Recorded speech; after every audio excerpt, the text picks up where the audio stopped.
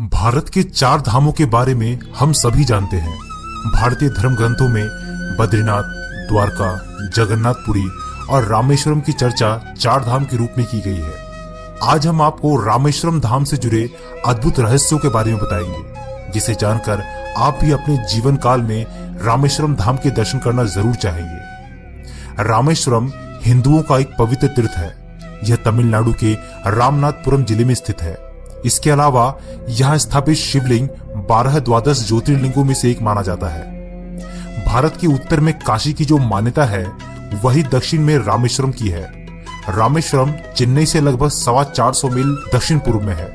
अगर ऊपर से देखा जाए तो यह हिंद महासागर और बंगाल की खाड़ी से चारों ओर से घिरा हुआ एक सुंदर शंख आकार द्वीप है। बहुत पहले यह द्वीप भारत की मुख्य भूमि के साथ जुड़ा हुआ था, परंतु बाद में सागर की लहरों ने इसे मिलाने वाली कड़ी को काट डाला, जिससे वह चारों ओर से पानी से घिरकर टापू बन गया।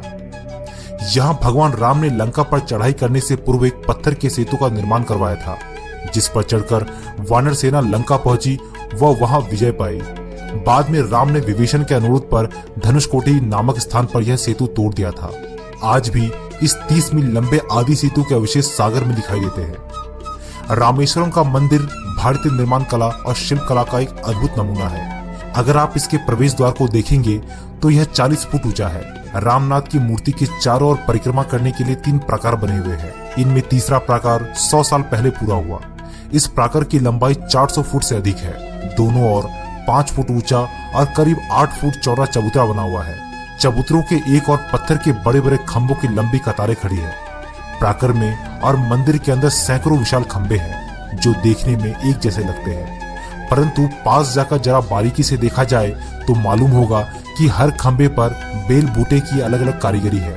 इन अद्भुत खंभों को देखकर देश विदेश से आए सैलानी दंग रह जाते हैं। यहाँ के मंदिर का तीसरा प्राकार का गलियारा विश्व का सबसे लंबा गलियारा है।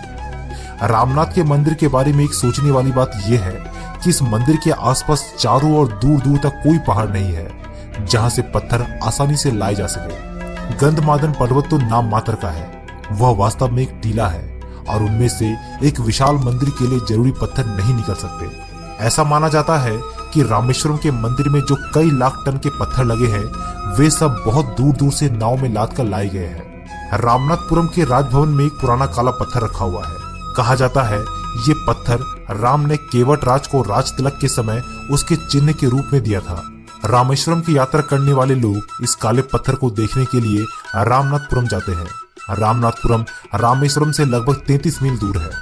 ऐसा माना जाता है कि यह मंदिर मूल रूप से एक छोटी सी फूस की झोपड़ी में एक साधु की देखरेख में था। इसके बाद सदी दर सदी इसकी संरचना की गई। श्रीलंका के राजा पराक्रम बाहु ने 12वीं सदी में श्री रामनाथ स्वामी, श्री विश्वंथर और श्री विशलकश के चारों ओर गर्भगृह का निर्माण किया।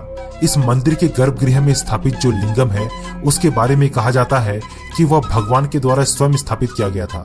यह कोई साधारण मंदिर नहीं है, यह धर्म और आस्था की मिसाल है। हर साल लाखों की संख्या में भक्त इस मंदिर में दर्शन के लिए आते हैं। कहते हैं जो मनुष्य परम पवित्र गंगा जल से भक्ति पूर्वक रामेश्वरम शिव का अभिषेक करता है अथवा उन्हें स्नान करवाता है, तो वह जीवन मरण के चक्र से मुक्त हो जाता है और मोक्ष को प्राप्त कर लेता है। दोस्तों, अगर आपने रामेश्वरम धाम के दर्शन किए हैं तो अपने अनुभव हमें कमेंट बॉक्स में जरूर लिखिएगा। इस वीडियो से जुड़ी कुछ सवाल अगर आपके मन में है तो हमें कमेंट बॉक्स में लिखिए। वीडियो पसंद आए तो लाइक जरूर कीजिएगा और चैनल को सब्सक्राइब करना मत भूलिएगा।